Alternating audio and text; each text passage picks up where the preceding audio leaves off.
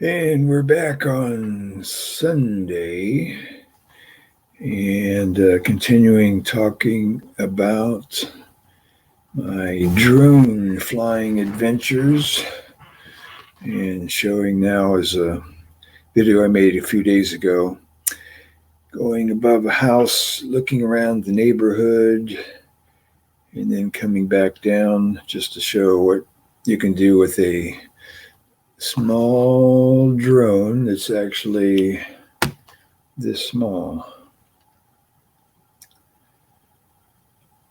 And so went out in the morning, took a picture around the neighborhood, and here comes a car down the street.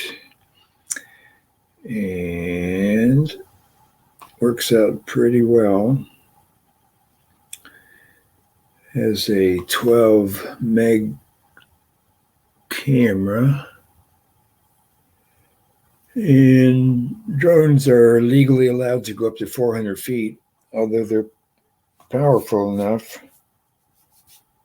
to go to about 12,000 feet, but it's illegal to go more than 400 feet. And they can also travel about 6 miles and still have a signal from your remote control device. However, that would be illegal because when you're flying a drone, you're required to keep it in sight. So obviously you can't see a drone from 6 miles away. But I have seen some people doing videos doing that very thing.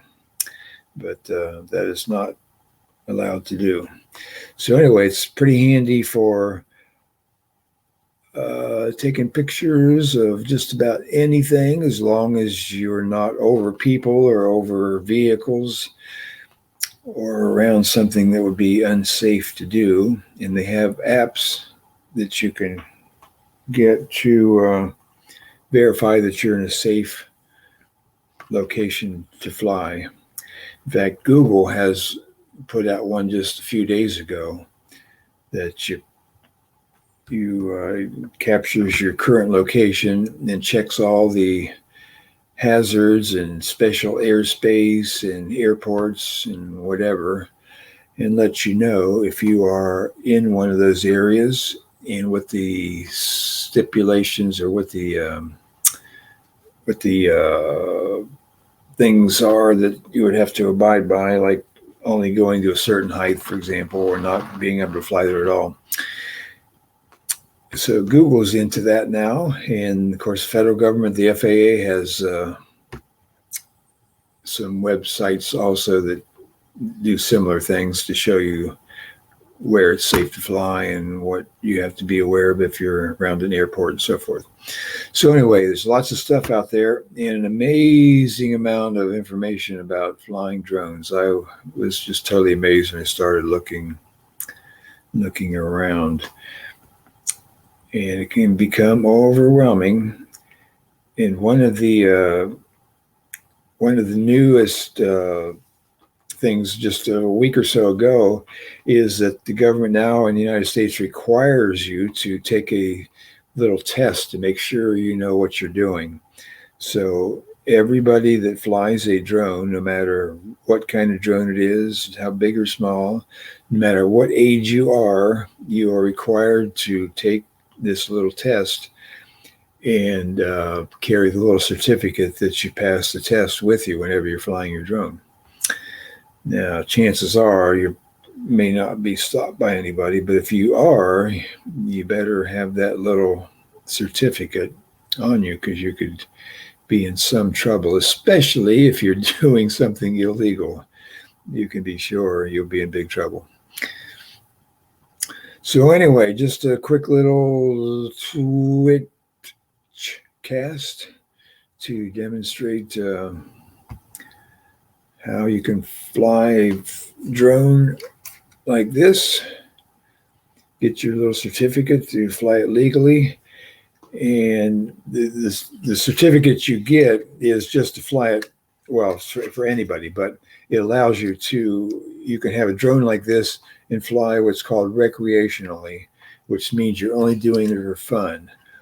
And anything that would not that would be more than just fun, where you're getting paid or you're advertising or you're getting some benefit, you have to get another certificate from the FAA, which is called a Part 107 Remote Pilot Certificate.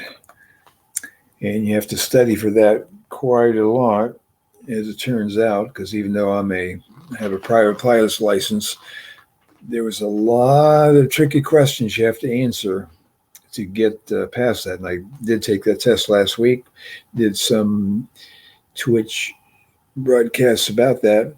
So I passed that last week, that test, where you literally have to go to a special testing center, usually at an airport, and get in a little room with the computer and take the test. And it's about 2 hour long test.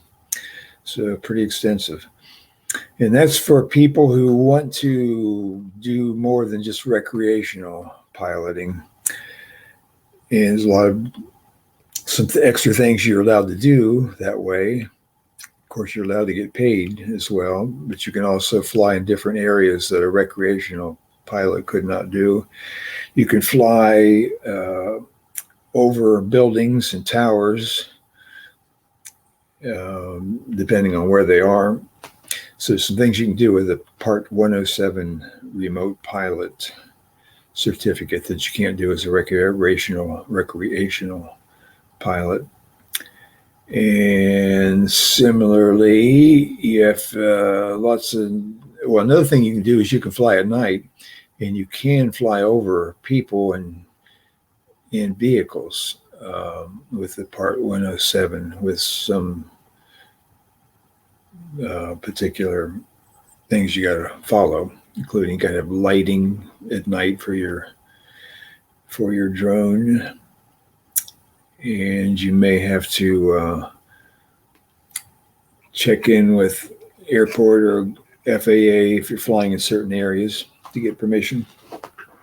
And you can all do that stuff online now. They have apps where you say, I'm going to fly at this particular place next to an airport, near an airport, and it tells you how high you can fly.